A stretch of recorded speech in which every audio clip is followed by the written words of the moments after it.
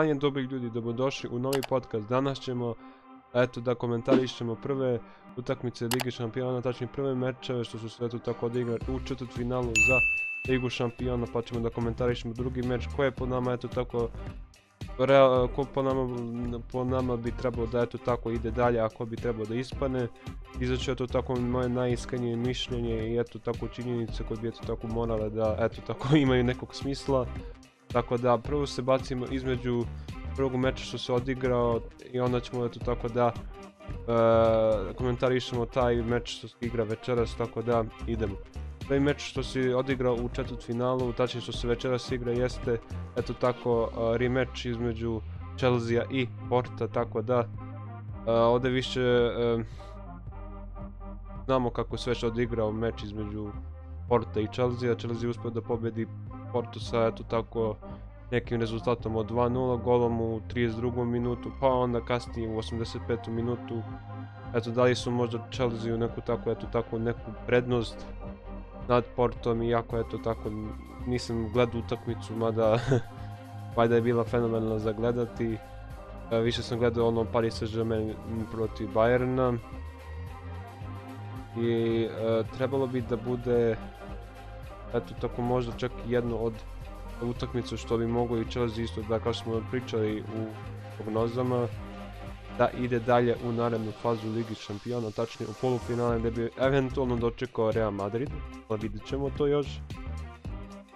Tako da, što se tiče statistika, Porto ima ukupno 44% lopte, dok je tako Chelsea imao 56% lopte, ukupno šuteva na protivnički gol i tako Porto imao 12, dok je tako ukupno šuteva Chelsea imao na protivnički gol ukupno 6 pokušaja. Mislim šuteva na protivnički gol. Da ovoga puta sad igraju večeras, neće tako moći da računa Chelsea na Kovačić, da. To je jednog igrača, neće moći da računa, da tako Porto neće moći da računa na 3 igrača. Mada eventualno Porto igra kod Chelsea, mada čisto sumnjam da oni ovdje mogu nešto da urade. Znači, ako Chelsea ne sjebe situaciju večeras, oni bi trebali da idu dalje u narednu fazu. Mada, na iskrenijem fudbalu se dešavaju da tako i najbolji klubovi tako im budu nekako usijane glave. Izađu i tako završe, mada vidjeli smo kako je završio Juventus, tako da ne sme Porto tako lako da se podceni. Što se tiče ekipe Chelsea, oni su tako znači, gledamo sada od kad su završili tako protiv Atletico Madrida, imali ukupno, da kažemo, 4 utakmice u ligi, gdje se tako 3 su uspjeli da pobjede, da ih tako očekuje jedan gnusan poraz. Mada mislim da će tako Chelsea da se tako možda oporavi u svojoj ligi. Trenutno su na tabeli peti.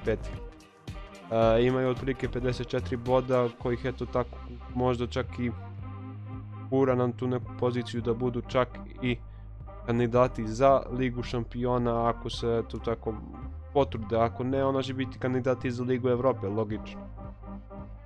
Tako da trenutno oni imaju, tačnije učestvuju u FA kupu, to smo već odavno možda već rekli, tako da imaju ja mislim i alternativu ako ne uspiju da osvoje Ligu šampiona, mada ja mislim da će da guraju za Ligu šampiona ako ne daj Bože budu 5. ili 6.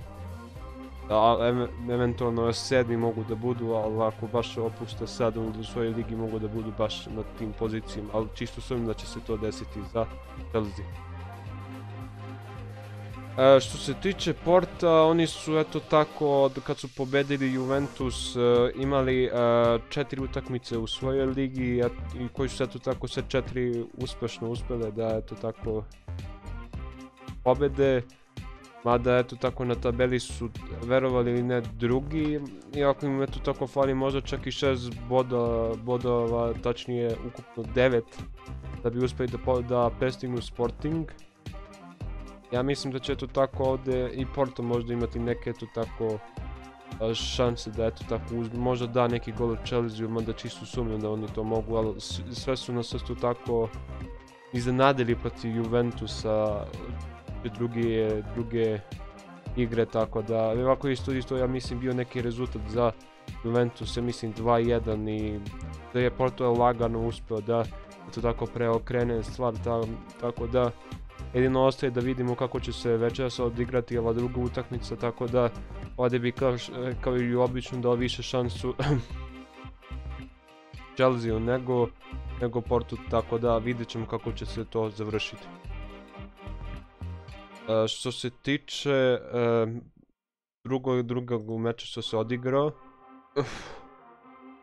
Bayern je eto tako dočekao Paris Saint-Germain kod eto tako sebe u Ligi šampiona, ne zaboravimo eto koliko njih gleda utakmicu, padao je sneg, imali su eto tako, možemo kažemo ne tako dobre vremenski uslove, pošto eto tako izgleda da Bayern ne zna dobro da igra na, eto kaže kada na snegu, tako da ja mislim da će eto tako i tu tako igrači Paris Saint-Germaina to eto tako malo zloupotrebili i da tako uspjeli da zabiju gol. Mada kompilaciju golova ste mogli da vidite na mom kanalu, mada taj video će opet biti možda ja mislim dostupan tek ja mislim 8. ili 9. maja, toga što sam eto tako nisam htio da katujem sve te neke scene, ali vidjet ćemo kako će se to završiti na kraju. Što se tiče eto tako meča, Paris Saint-Germain je eto tako dao gol u 3. pa onda u 28. minutu, pa onda eto tako golom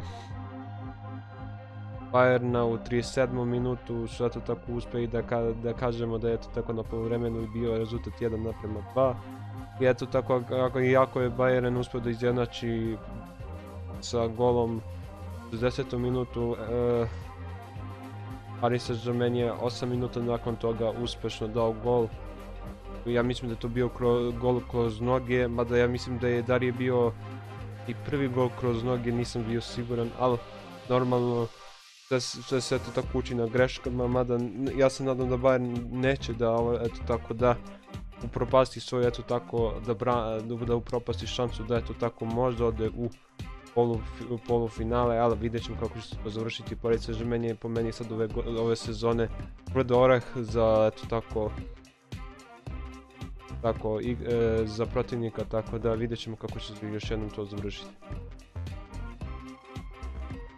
Što se tiče, malo smo prerano otišli na to, statistike, Bayern je eto tako imao i čak više posled lopte i više ukupno šuteva nego eto tako Paris Saint-Germain, ali možemo da se zahvalimo Navasu normalno, tako da 61% posleda lopte je imao Bayern, dok je eto tako Paris Saint-Germain imao samo 39% posleda lopte, dok je eto tako Bayern imao ukupno šuteva 31, dok je eto tako Paris Saint-Germain imao samo 6 šuteva na protivnik i gol. Što se tiče eto tako večerašnjih utakmica, Paris Saint-Germain neće moći da računa na 4 svoja igrača, dok eto tako Bayern ne može da računa na čak 8 igrača, da eto tako i Lewandowski ne može da igra, ja mislim da neće ni da igra celu ovu sezonu, da će eto tako da Bayern igra bez njega, mada vidjet ćemo kako će to da prođe, ali eto tako vidjet ćemo. Što se tiče eto tako Paris Saint-Germaina i njihovih rasporeda, tačnije rezultata, zadnji put kad su se susreli sa Barcelonom, odigrali su 5 utakmica su odigrali, da je eto tako 3 su pobedili, da su eto tako nažalost 2 izgubili. Trenutno eto tako ih jedna pobjeda, tačnije 2 pobjede dele od prve pozicije koje eto tako Lille uspio da uzme. Da tako možda Paris Saint-Germain ako ovako nastavi da igra i nastavlja da gubi mečeve, možda čak i izgubi šansu da dobije titulu u toj ligi i tako da. Više bi se tu tako poredio na time. Možda ja tu sam pobrkao kup. A da, pardon, igrali su 4 utakmice i kup su igrali. tako da su 2 utakmice u ligi izgubili, a 2 pobedili i u kupu su eto tako pobedili. Ali dobro, eto to se isto možda čak i računa, za njih je to kao šetnja parkom, tako da vidjet ćemo kako će se još to odviti za Paris Saint-Germain. Što se tiče eto tako Bayerna, oni su eto tako legitimno prvi na tabeli, imaju eto tako 65 bodova. Iza njih je eto tako isto Leipzig 60 bodova, mislim eventualno ova dva tima će možda imati neke šanse da se eto tako bore za neku titulu, mada ja mislim da eto tako pošto je Bayern, ja mislim igra protiv Leipziga, da eto tako da jedan gol, da i taj jedan gol eto tako zasluženo za to što je eto tako Bayern na prvoj poziciji, to je neko moje realno mišljenje. Što se tiče rezultata, do zadnji put kad su eto tako igrali protiv Lazija sve do ovog večerašnjeg meča, uspjeli su eto tako da pobede 2 utakmice i da eto tako izvuku neki remi protiv Unio Berlina, tako da vidjet ćemo kako će ovo biti za njih za večeras. Ne zaboravimo da Bayern brani svoju titulu Lige šampiona protiv Paris Saint-Germaina, tako da vidjet ćemo kako će se ovo sve završiti. I ja mislim da će to tako Bayern eto tako moći da eto uspije da ide dalje, igraju možda čak i bolji neki dobri igrači, ne mora da znači da je tako Lewandowski eto tako ne može da igra. Imaju su baš dosta šansi su imali u prvoj utakmici, žao mi je da eto tako ne uspiju da makar zabiju 2 do 3 gola, ali eventualno će eto tako po meni Bayernu ići dalje u narednu polufinalni meč, tako da vidjet ćemo kako će se to završiti za njih. To je eto tako kraj nekog malog nekog podcasta. Najiskrenije bi ovdje dao šansu Chelsea-u i normalno Bayernu, kao što sam eto tako snimao za prognoze za četvrtfinale Lige šampiona i Lige Evrope. Normalno kompilacija svih ovih golova će izaći kad se odigraju i sutrašnji mečevi koji ćemo isto da komentarišemo.